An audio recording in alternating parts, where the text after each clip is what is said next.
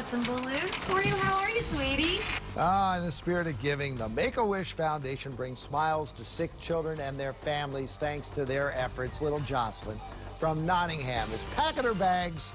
2 wish-granting volunteers, or fairy godmothers, as Jocelyn calls them, arrived at her home with presents and great news that she is going to see Mickey and Minnie. She was diagnosed with leukemia the day before Thanksgiving 3 years ago, so you can imagine the holidays are very tough for her family. Her dad says this wish couldn't have come at a better time. Something good come out of it. This Thanksgiving happens, and then this is happening, so we're able to look up and look positive. You know, our family and friends have been very supportive, work's been very supportive, and just helping us all out. And we're just going through it day by day until we can get back to normal. Well, her health is improving. She's visiting the doctor once a month instead of once a week, and she selected Disney World because she wants to meet the princesses. Good for her.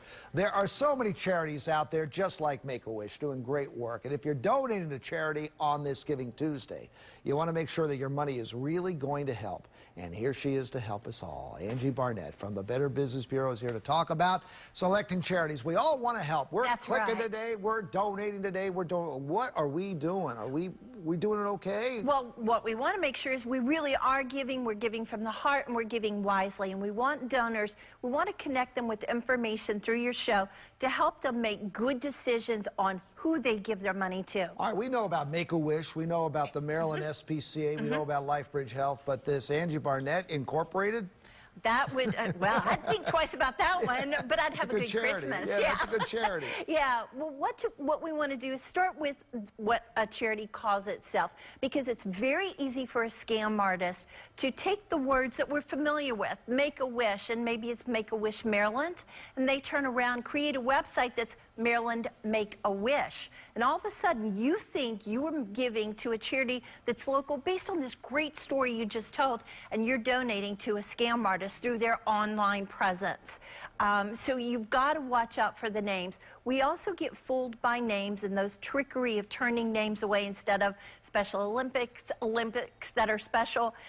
You might find those links and that information in social media.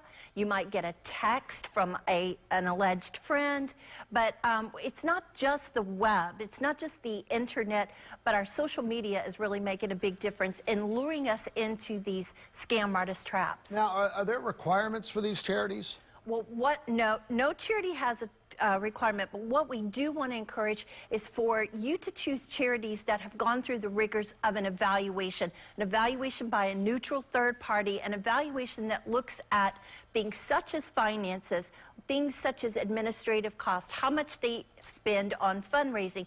You know, Jamie, a good charity is going to spend 65% of their money in administrative fundraising costs. You want them to have at least 40% going to you know, their programs and services. So neutral third parties, and BBB has the Wise Giving Alliance, give.org, will direct you towards charities, both local and national, that have undergone the scrutiny of voluntarily meeting some standards. I thought this year was really nuts online. I mean, there were people in there fishing for everybody. For everybody. Usually it happens right after a catastrophe, and we all want to help, but the holidays, you know, we have a lot of interest also in saving a few bucks, so we're going to give to charity as a tax write-off.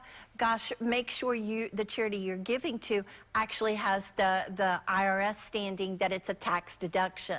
All right, Angie, so smart. If you missed any of what Angie just talked about, we've got 5 tips for smart donating on our website. You can check it out right here, right now on ABC2News.com.